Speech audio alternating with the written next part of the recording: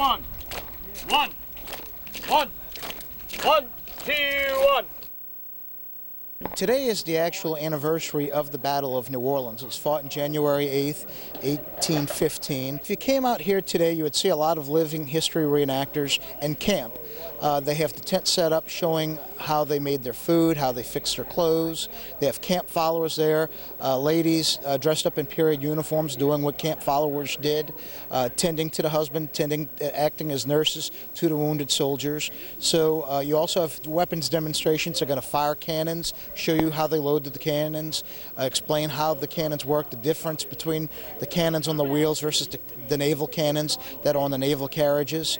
So today is more about weapons demonstrations and what life was like living in the camps preparing for the battle.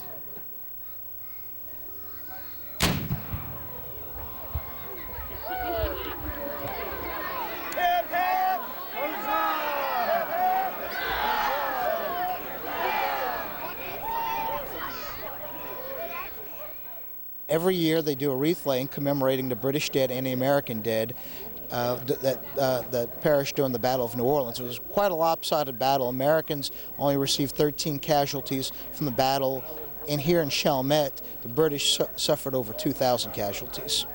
I've been portraying General Jackson perhaps 20 to 25 years, and he was a major general in the United States Army. He first was a general in the U.S. Volunteers out in Nashville. That meant he was a commander of militia. And then he was given the commission of Major General of the 7th Military District, which meant all of Tennessee, Louisiana, and Mississippi. That's who I'm portraying now, and he was here as a Major General during the Battle of New Orleans.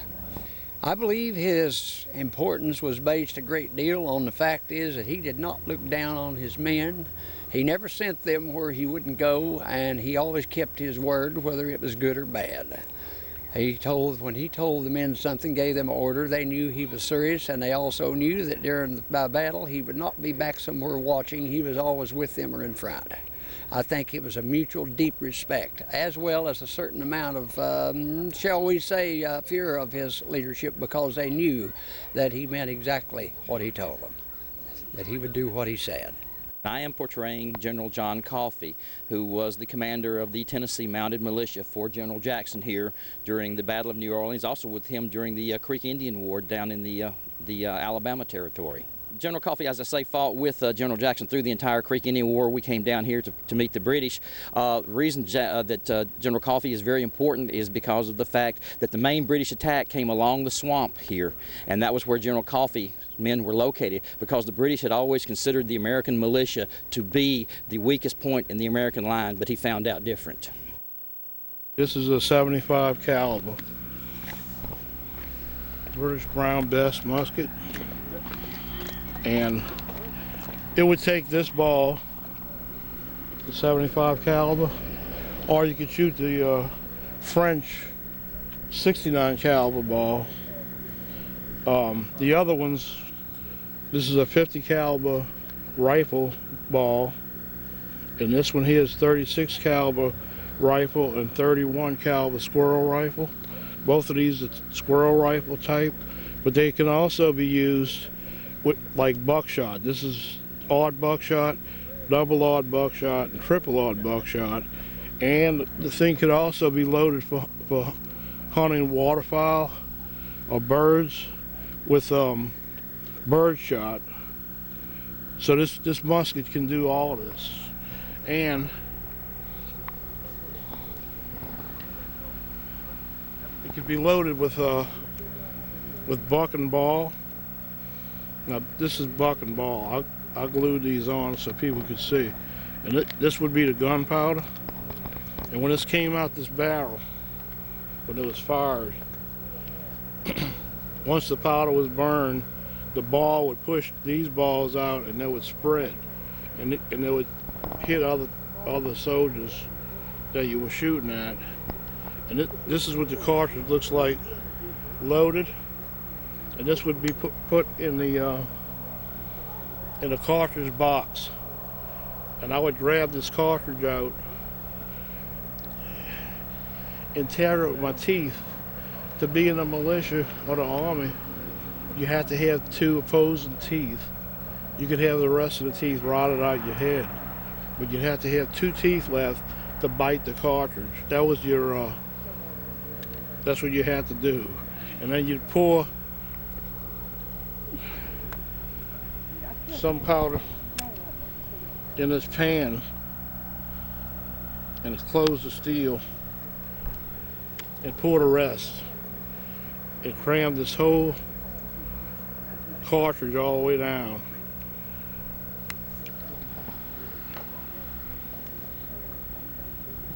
And put this on full cock and you're ready to fire. Now I don't know if you can see it, but it'll put out sparks.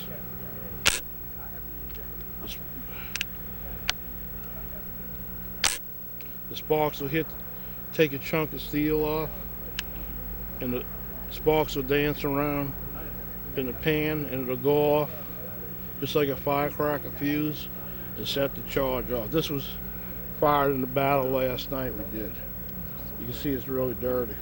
They also relied on the flint or rock.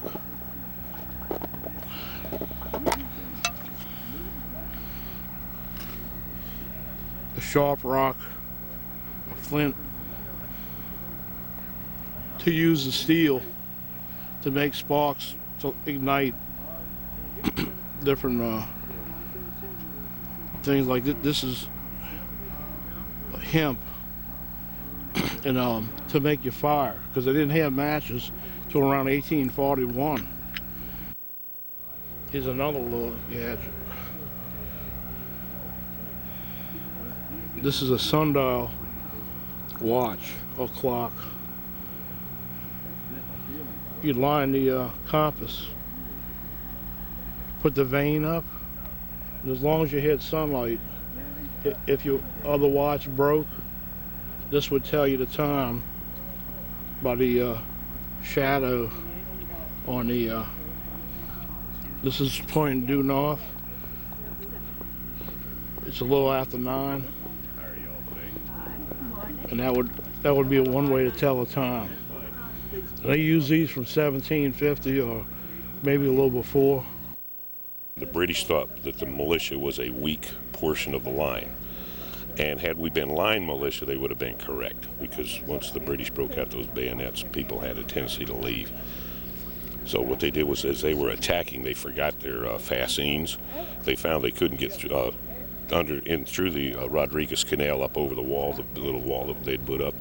So they actually did a right turn and moved all the way down, attempting to move to the left flank, our left flank, and was going to penetrate Jackson's line like that. The problem of it was we were shooting them much further than they expected to be shot, and we were good shots. I mean, we did it for a living.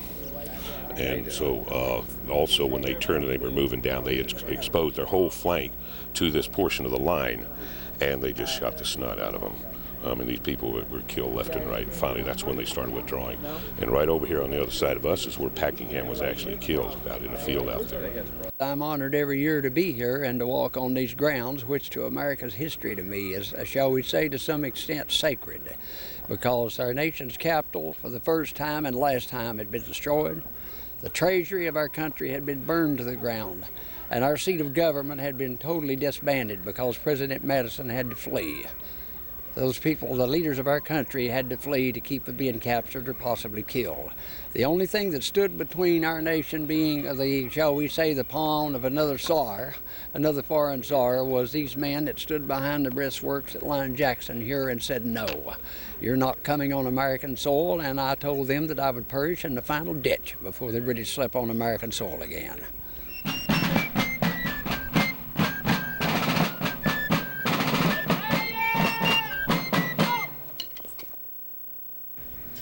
This is a commemoration wreath laying that we do every year on January 8th to commemorate the Battle of New Orleans that happened on January 8th.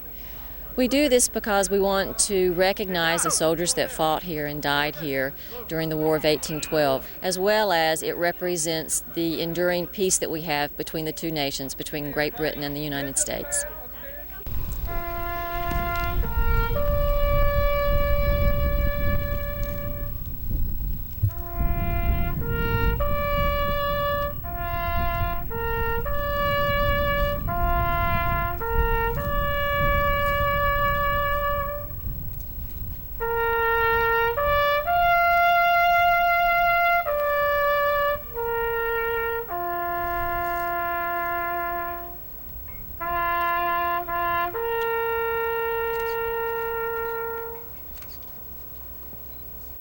The battle that occurred here was the last major battle in the War of 1812, and it really signified and finalized the conflict between Great Britain and the United States.